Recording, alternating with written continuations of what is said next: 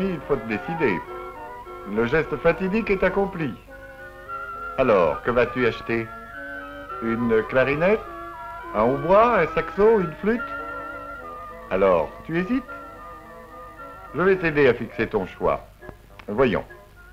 La seule flûte actuellement utilisée est la flûte traversière.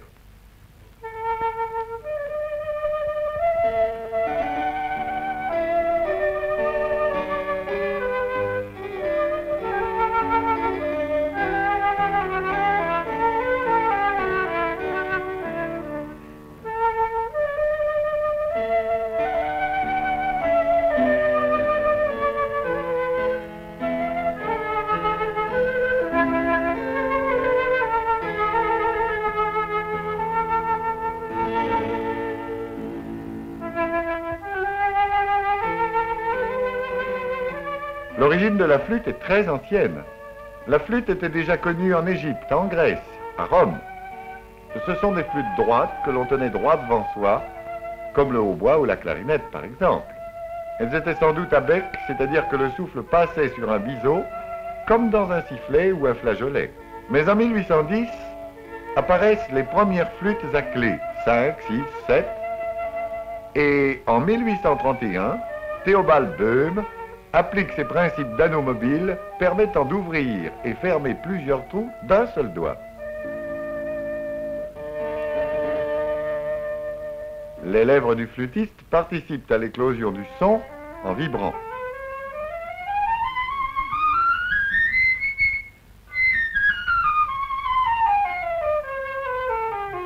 Debussy l'a utilisé dans le prélude à l'après-midi d'un faune.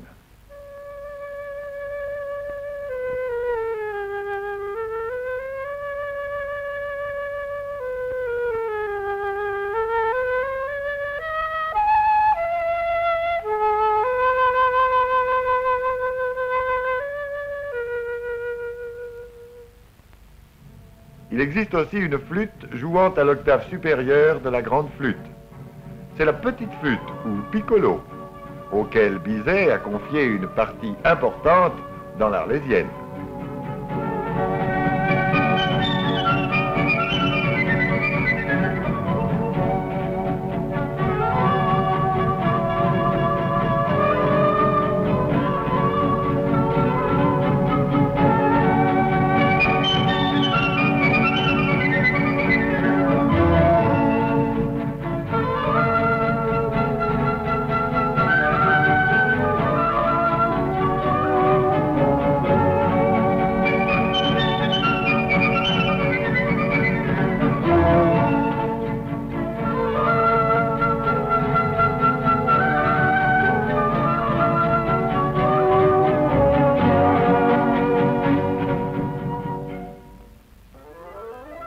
Passons maintenant à l'étude du hautbois.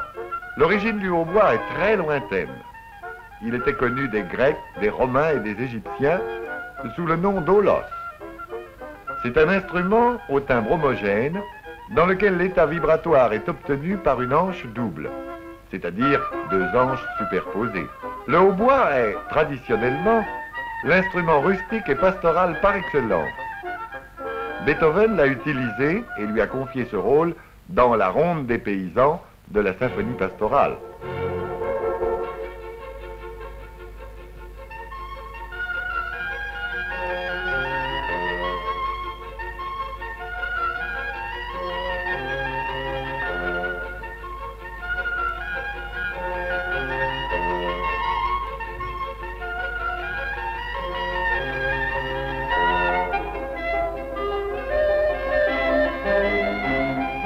Berlioz l'a choisi pour la scène au chant de la symphonie fantastique.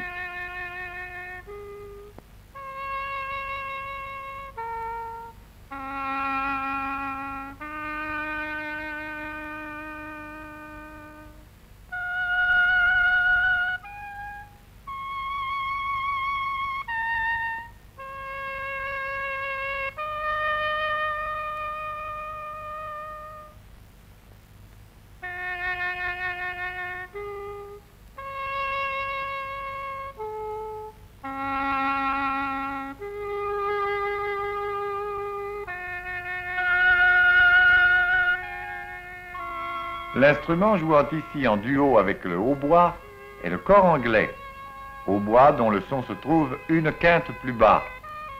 Son timbre est essentiellement triste et mélancolique. Alors, mon garçon, tu n'es toujours pas décidé? Bon, eh bien, continuons. En 1680, Jean-Christophe Danner, partant de l'ancien chalumeau français tombé en désuétude, travaille, améliore, modifie un nouvel instrument que 10 ans plus tard, il baptisait clarinette, c'est-à-dire petite trompette.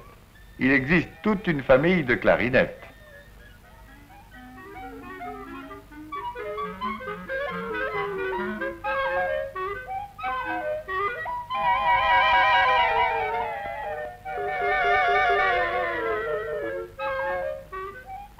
La clarinette est tournée dans des blocs d'ébène. De perce cylindrique, sa fabrication exige une grande précision.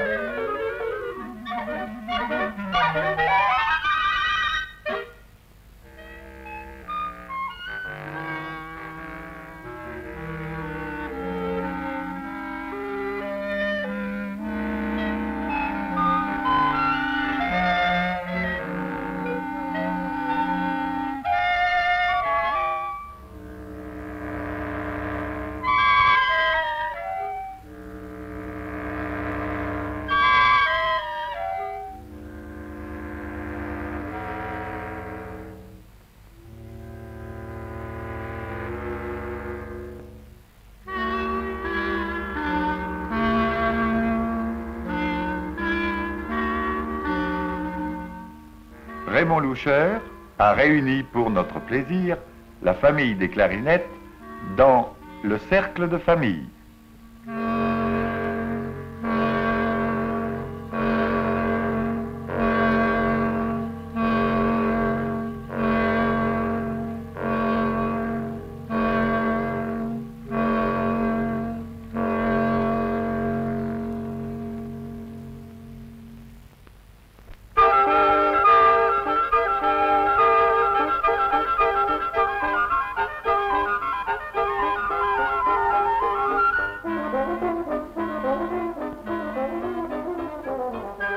Avec le quintet de Jacques Ibert, nous retrouvons la famille des bois.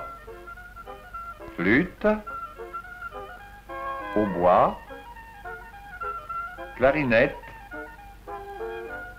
et basson.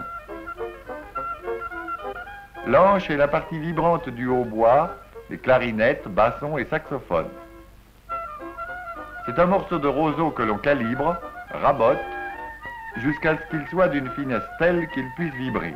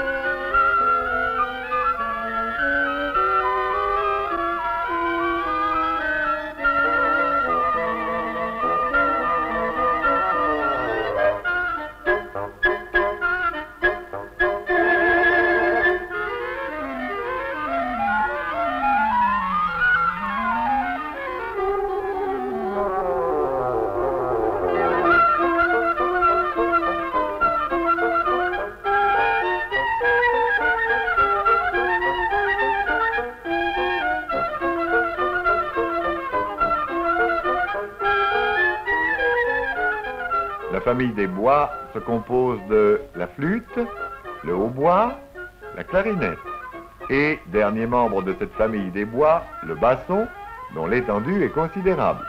Cette sonorité et sa grande étendue lui permettent d'occuper les emplois les plus divers avec autant de bonheur. Il n'est que de citer le concerto pour basson et orchestre de Mozart.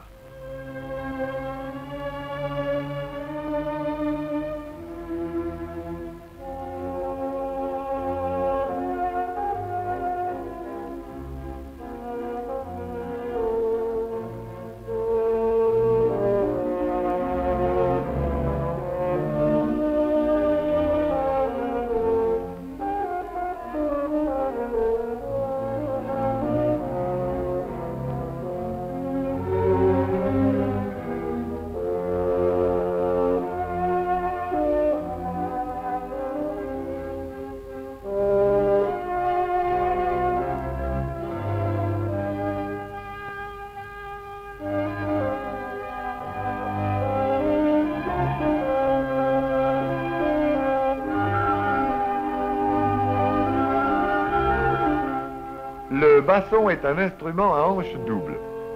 À l'origine, le basson était formé par l'accouplement de deux hautbois accolés l'un à l'autre, ce qui lui valut le nom de fagotto, fagot, qui lui est resté. Au XVIIIe siècle, le basson a 12 trous et 3 clés. Peu à peu, comme tous les bois, de nouvelles clés s'y ajoutent. Si bien qu'au XIXe siècle, le basson a 22 clés et un système d'anneaux mobiles très ingénieux. Le voici jouant avec un contrebasson, basson accordé à l'octave inférieure, un rôle pittoresque dans l'apprenti sorcier de Paul Dukas.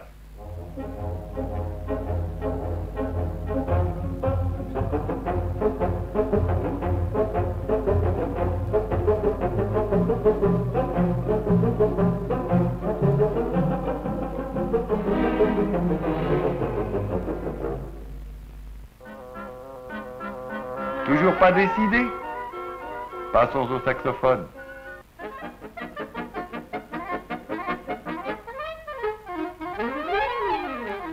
Le saxophone, inventé par Adolphe Sax en 1841, est un instrument à hanche simple. Il est en cuivre poli ou nickelé. Mise en forme